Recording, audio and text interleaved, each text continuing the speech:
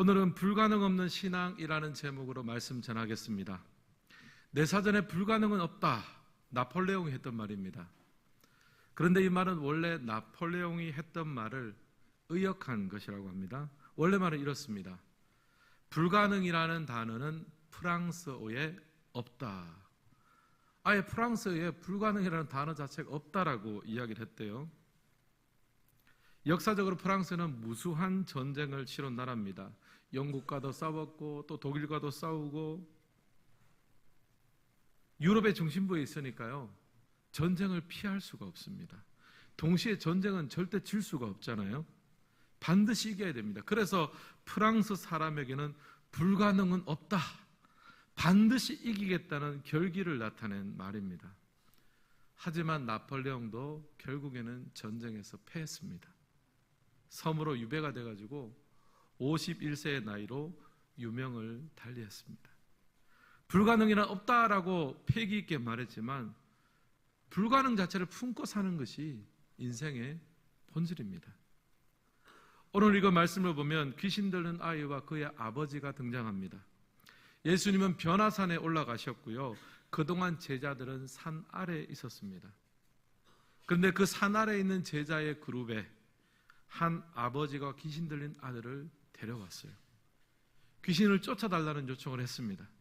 하지만 제자들은 귀신을 쫓아내는데 실패했어요. 17절과 18절 말씀 우리 같이 한번 읽겠습니다. 귀신이 어디서든지 그를 잡으면 거꾸러져 거품을 흘리며 이를 갈며 그리고 파리해지는지라. 내가 선생님의 제자들에게 내쫓아 달라 하였으나 그들이 능히 하지 못하더이다. 아멘. 여기 보면 아이 아버지가 예수님께 일러 바치듯이 이야기를 합니다. 내가 선생님의 제자들에게 이 아이를 좀 고쳐달라고, 귀신을 쫓아달라고 했는데 그들이 능히 쫓아내지를 못했습니다. 그 말은요, 당신은 능력이 많은데 왜 당신의 제자들은 이렇게 능력이 없습니까? 무능합니까? 당신에게는 불가능한 것이 없다고 하는데 왜 당신의 제자들에게는 불가능한 것이 이렇게 많습니까? 왜 그렇게 무능합니까? 따져 묻는 것 같아요. 이 말씀을 준비하면서 오늘날 우리 교회들과 또 성도님들의 모습이 클로즈업 됐습니다. 최윤식 박사의 한국교회 미래지도라는 책을 보면 저자는 교회의 위기를 두 가지로 보고 있습니다. 첫 번째는 외부적인 위기예요. 저출산, 고령화, 또 경제 위기 등이 외부에서 나타나는 위기입니다. 근데 한편 내부의 위기도 있는 거예요.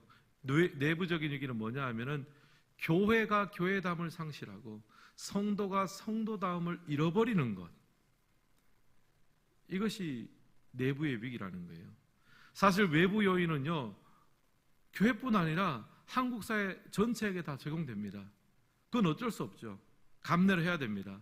그러나 더 무서운 것은 내부의 문제입니다. 교회다움을 잃어버리고 성도다움을 상실한다면요, 외부의 여건이 아무리 좋더라도요, 더 큰 위기를 맞이할 수밖에 없습니다. 세상 속에서 무능한 모습, 무기력한 모습으로 살아가게 되는 거예요. 오늘 본문 속에서도 제자들은요, 귀신 들린 아이를 고치지 못해서 곤욕을 치르고 있습니다. 무기력한 모습을 보이고 있습니다. 또 구경거리가 났는지 사람들이 모여가지고 제자들을 빙 둘러쌌습니다. 또 서기관들하고 제자들이 서로 논쟁이 붙었습니다. 예수님은 귀신을 쫓아냈는데 왜 너희는 못 쫓아내느냐? 예수님은 능력이 있는데 너희는 예수님의 제자면서 왜 너희는 무능하냐? 논쟁이 벌어지고 변론이 벌어졌습니다. 이것이 당시 제자 공동체의 수준이었고 현실적인 모습이었습니다. 무능하고 무기력한 거죠. 사도 바울은 고린도전서에서 하나님 나라의 특징에 대해서 다음과 같이 선포하고 있습니다.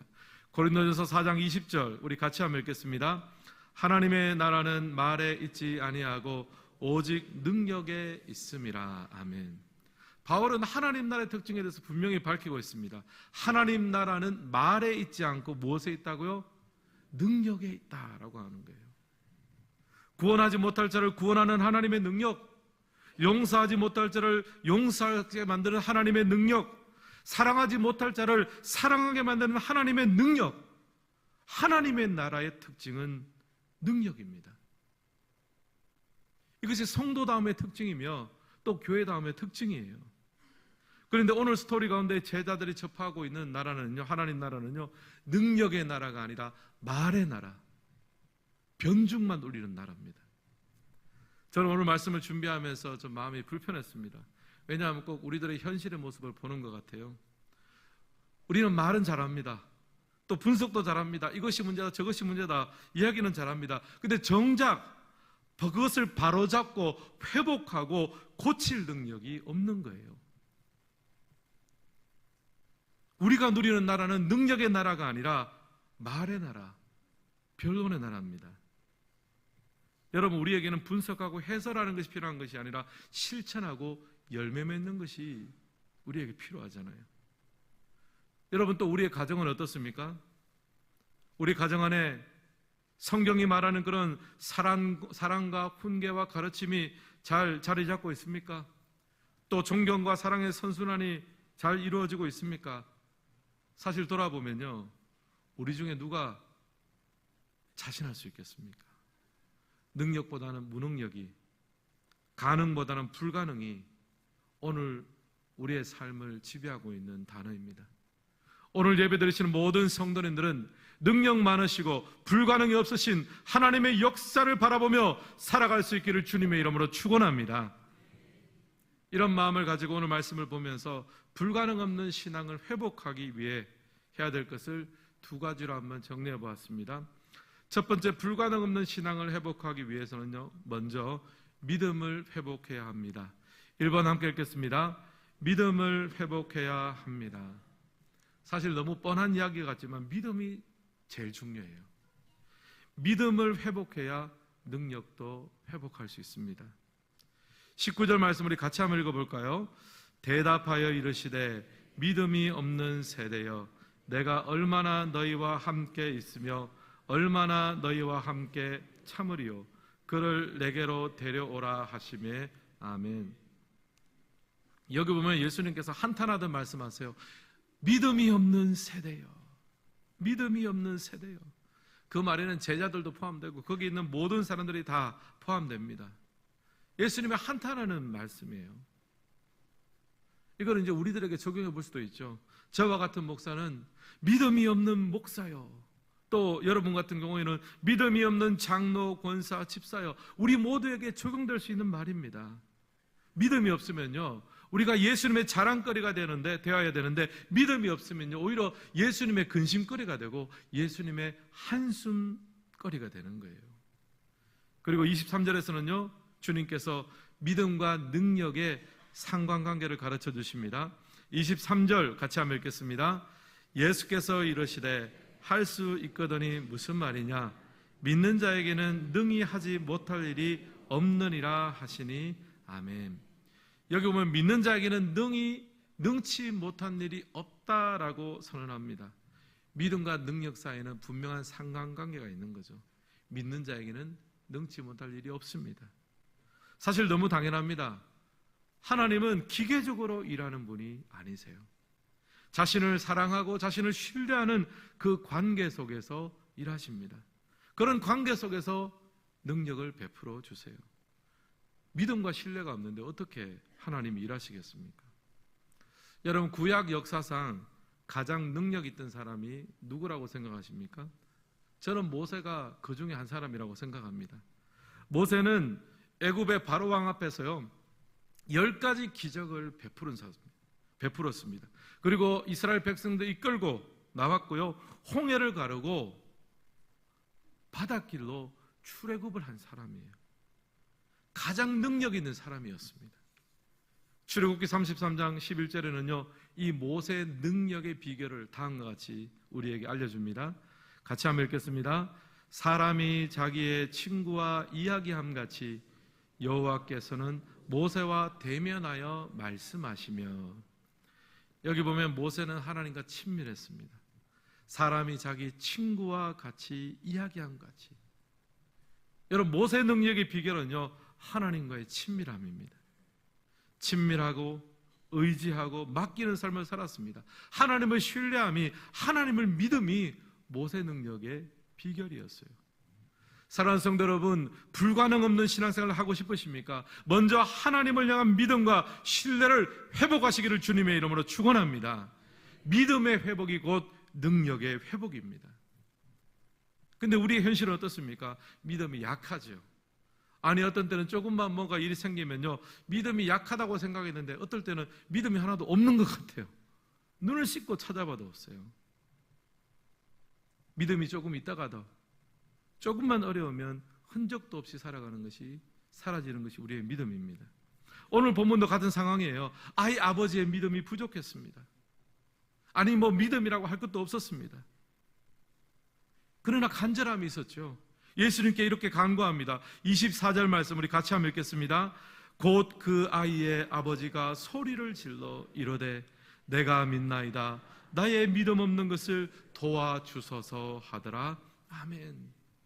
아이 아버지는 간청합니다.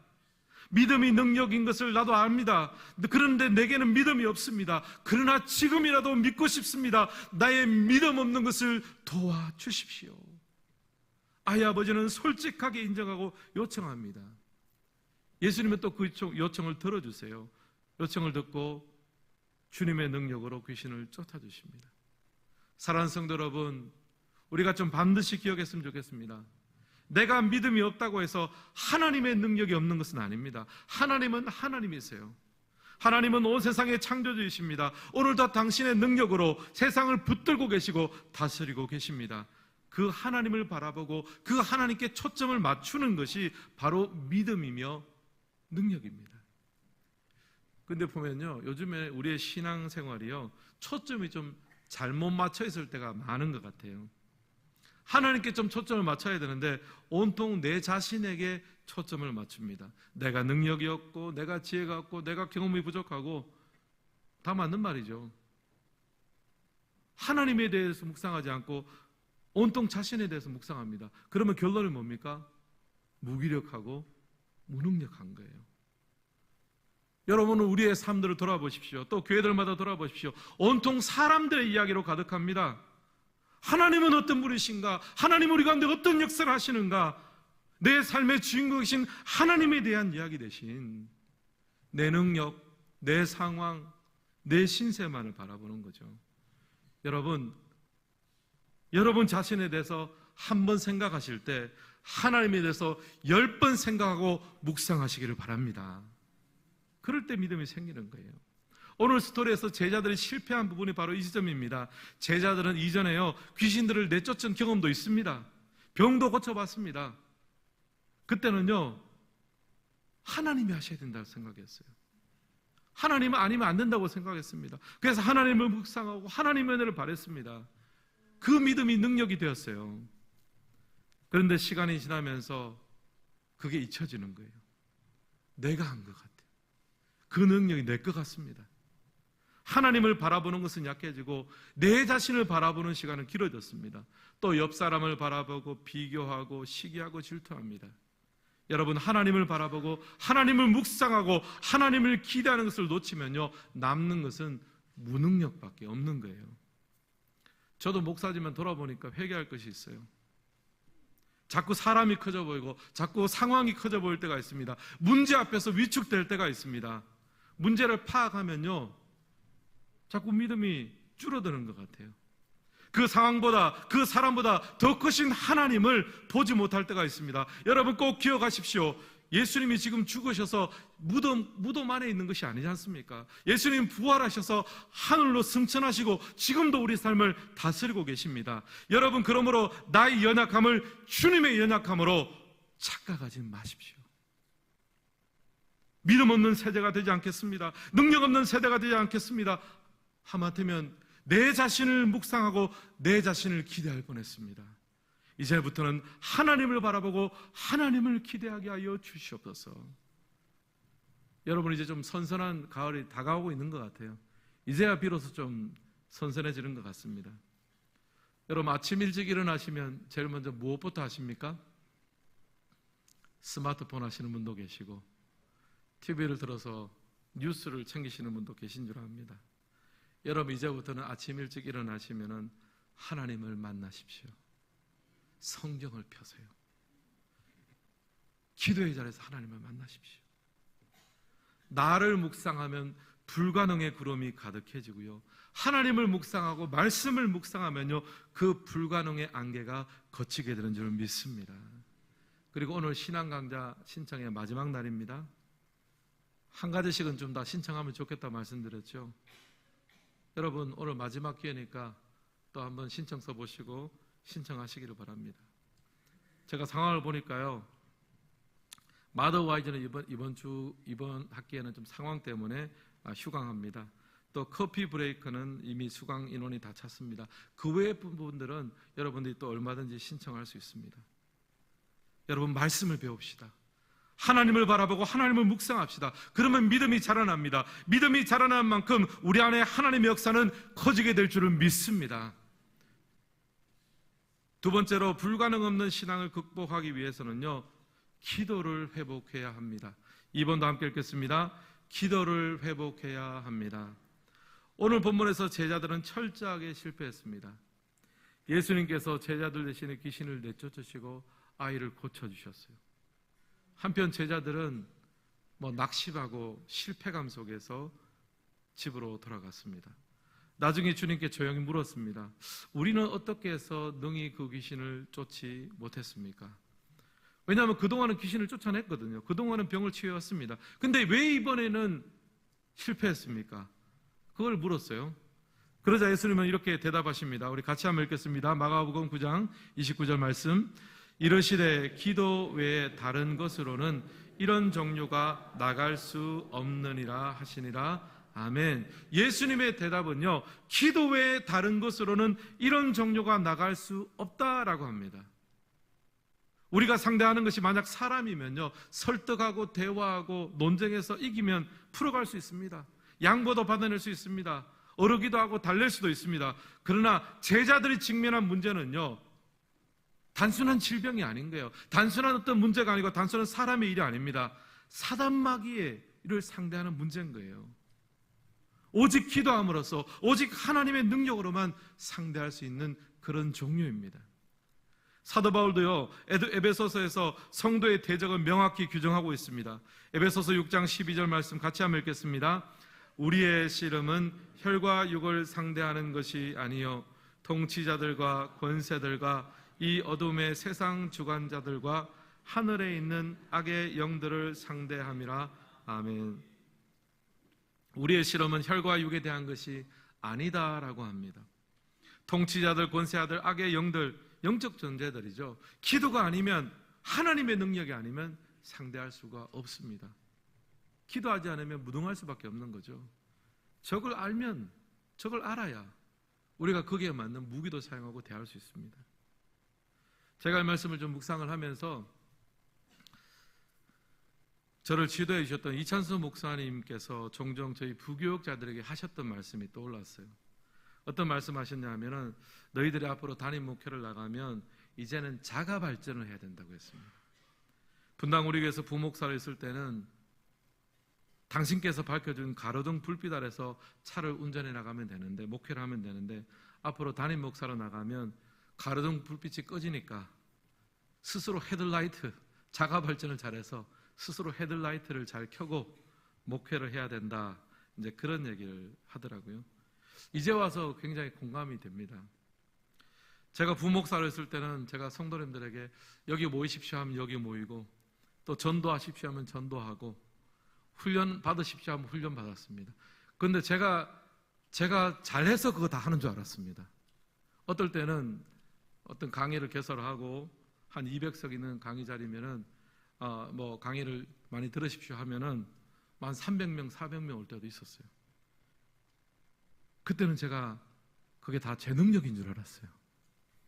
근데 이제 보니까요, 그렇게 모이고 잘 움직이고 잘 목회하는 것이요, 다 이찬수 목사님 목회 가로등 불빛이었어요. 저는 그게 제 헤드라이트인 줄 알았는데 아니더라고요. 제 친구 이제 목사님 중에 한 분이 이제 부목사로 있을 때였습니다. 그 친구분이 활달하고 또 교회에서 전도를 잘하는 분이에요. 한 해는 교회의 전도왕이 됐다는 거예요. 목사님인데. 70명을 전도를 했대요, 한 해. 대단하잖아요. 막 자랑을 하더라고요. 그래서 제가 이제 뭐 이런저런 얘기를 하면서 이제 그 친구 목사님이 나는 이제 전도에 대한 은사가 있고 또 앞으로는 개척할 거라고 그러면 금방 뭐 내가 70명도 전도했는데 금방 전도해가지고 교회 금방 부흥하고 성장할 거다. 이제 막 그런 일을 이야기를 했습니다. 내가 친한 친구였기 때문에 제가 속으로 하고 싶은 말을 했는데 참았어요. 무슨 말이냐면 비밀입니다, 여러분. 우선 그 교회 담임 목사님 설교가 너무 좋아요.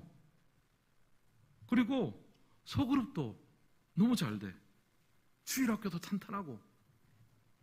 전도된 70명, 그 친구 목사님을 통해 전도된 70명은요, 그 친구의 전도가 아니어도 그 교회 알아서 잘 갔을 사람들입니다. 제가 볼 때는. 마침 그 교회 등록하려고 고민하고 있는데 전도지를 길에서 주니까 받아가지고 그 교회에 등록한 거예요. 그 교회 담임 목사님의 설교와 예배와 교육적 인프라라는 가로등 불빛이 워낙에 환하게 비춰서 모든 것이 잘 보이고 모든 것이 좋은데 그것을 모르고 그냥 내가 전도하고 내가 사역을 잘하고 이제 그런 얘기를 하는 게 사실 나도 내 스스로를 보면 모르는데 이상하게 옆에서 보면 잘 보이잖아요. 말을 해줬어야 되는데 못 해줬습니다. 그 친구가 개척을 했어요. 1년에 70명 전도하겠습니까? 어림도 없죠. 자기 헤드라이트인데 그만큼 밝지를 않잖아요. 여러분, 우리도 마찬가지입니다. 사랑하는 성도는 과거에 잘 나가셨습니까? 지금 좀 성공하고 있습니까? 좀 먹고 살만 하세요? 여러분, 여러분의 능력 때문이 아니라 하나님의 은혜입니다. 하나님의 은혜 가로등불을 지금까지 켜시고 지키시고 비추어 주셔서 그 길을 달려올 수 있었던 거예요. 오늘 본문 속의 제자들이 바로 그 부분에서 실패했습니다. 나는 그동안에 성공적으로 병자를 고쳐왔고 귀신도 쫓아왔고 나는 모든 사역을 능력 있게 감당해 왔어. 나는 내 헤드라이트 불빛으로 나는 잘 달려왔어 라고 생각했는데 결정적인 순간에 무능이 드러나잖아요. 기도 없이 하나님의 그 가로등불이 더 이상 비춰지지 않을까 깜깜해지는 거잖아요. 사랑하는 성도 여러분, 잘 분별하십시오. 기도 없이는요 능력도 없습니다. 여러분, 왜 우리가 기도를 해야 됩니까? 기도 가운데 하나님의 은혜와 능력의 가로등 불빛이 우리 가운데 비춰지는 거예요. 불가능한 신앙생활을 하기를 원하십니까? 기도의 생활을 회복하세요. 여러분, 우리 교회 일정 현관에 들어오실 때 앞에 글자가 어떤 글자가 적혀져 있습니까? 내 집은 만민이 기도하는 집이라. 여러분, 성도는 영적 전투 한가운데 있습니다. 기도의 야성을 잃어버리면 모든 것을 잃어버리는 거예요. 사랑하는 성도 여러분, 여러분의 개인 기도 생활은 어떠십니까? 혹시 기도보다 너무 앞서가십니까? 아니면 기도 없이 살아온 지가 너무 오래되셨습니까? 여러분, 이번 가을부터 기도를 회복하시기를 바라요. 그리고 오는 수요일은요 월삭 수요 기도회로 드립니다. 여러분, 매주 수요일마다 예배 드리진 못하더라도 한 달에 한 번씩은 첫 번째 월삭 수요 예배는 나오십시오. 한 달 동안의 삶의 염려와 문제와 근심과 기도 제목들을 올려드리세요. 그 예배와 그 기도를 통해서요 한 달을 살아갈 수 있는 하나님의 가로등불이 켜지게 될 줄 믿습니다. 기도가 능력이에요. 또 추석 지난 다음 주간에요 9월 28일부터 한 주간 동안 가을 특별 새벽 부흥회가 있습니다. 여러분 모두를 초대합니다. 저는 진작부터 몇 달 전부터 말씀을 준비하고 있습니다. 여러분 다 참석해서 기도의 전투력을 회복하시기를 바랍니다. 기도 외에는 다른 방법으로 대체할 수 있는 그런 삶의 염려와 문제와 어려움이 있습니다. 기도를 통해서 내 삶을 비추시는 하나님의 가로등불을 환하게 켜는 은혜가 있기를 주님의 이름으로 축복합니다. 너무 캄캄하게 다니지 마세요. 기도가 불빛이며 기도가 능력이에요. 오늘 말씀을 마무리하겠습니다. 불가능이 없으신 하나님을 믿는 우리는데요 사실은 가장 많은 무기력과 무능함 가운데 살아가고 있는 것이 바로 우리의 모습입니다. 먼저 믿음을 회복하십시오. 또 기도를 회복하십시오. 어찌 보면 늘 이야기하는 뻔한 내용이죠. 하지만 중요한 것은요, 항상 기본에 있습니다. 우리가 응용을 못해서 무너지는 것이 아니라 기본을 못해서 무너지는 거예요. 하나님을 신뢰하는 믿음이 깊어지는 가을 되기를 원합니다. 그리고 기도의 자리가 회복되어져서 기도 외에는 이런 유가 나감이 없음을 기억하고 기도를 통해 하나님의 은혜와 능력에 가로등불을 환하게 켤 수 있는 삶을 사시기를 주님의 이름으로 축복합니다. 그래서 이번 가을에 불가능이 없는 하나님의 세상을 아름답게 여행할 수 있는 복된 삶이 되시기를 주님의 이름으로 축원합니다.